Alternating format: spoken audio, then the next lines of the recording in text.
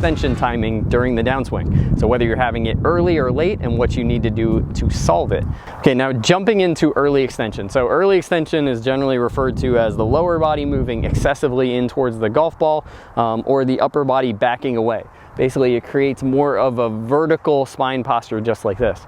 But one of the things that I think is important when you're trying to fix that pattern is to understand why you're doing it. Because if you just focus on, keeping your butt against a chair, that won't necessarily solve why you're doing it. It'll just put you in a position where you can feel if you're doing it or not. So I want you to understand why you're doing it so you can solve it faster. There's two main reasons that golfers will fall into this early extension pattern, and you can figure out which one you are based on the timing.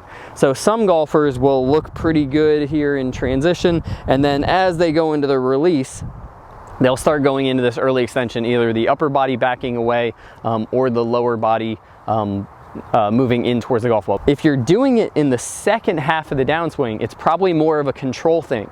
This early extension movement late in the downswing helps with two things.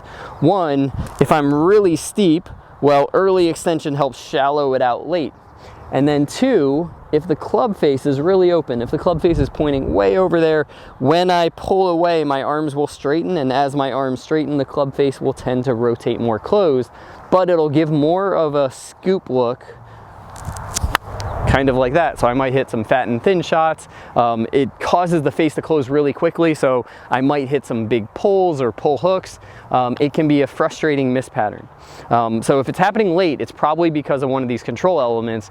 You need to look at the path, you need to look at the club face, and you'll have to solve something to close the face earlier and shallow out the path other than standing up. The other option when we're looking at early extension is if that early extension is happening really early in the downswing, then it's probably more of a power mechanism. It's part of how you're creating speed. So that early extension move is almost, it's a very powerful back exercise, and it's a very powerful leg movement. But what can happen is if I'm doing too much of this, I'll be kind of applying this force early and it will pull me away, so I'm gonna have to move my arms in a little bit of a steeper fashion. So it can get me into a similar pattern as the later one, but usually when I'm working on if it's happening early in the downswing, now you're going to look at more sequencing and how your body is creating speed and trying to get more of the speed happening from your core and your abs instead of from your back and potentially your legs. So I think if you break it into these two different categories, it'll be much easier for you to solve it. If you look at video and you are in pretty good posture right around here, but the club is coming down on a steep path or an open face, then there's a very good chance that you're early extending in order to control contact in the club face. Or the second version would be if you're early extending before this point here, and then you have to release, and the release ends up looking similar, but you did it early. That early sign is more because of how you're creating power. So one quick drill that you could do to work on both aspects of this would be just a little half swing drill where you bring it back and you make sure you're in a little bit more flexed posture than wherever you started. So I'm back to my waist height, kind of like this.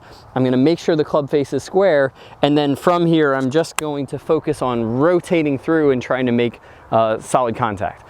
By doing so, this forced me to close the face a little bit early and to change my sequencing. So it addresses two of the big causes.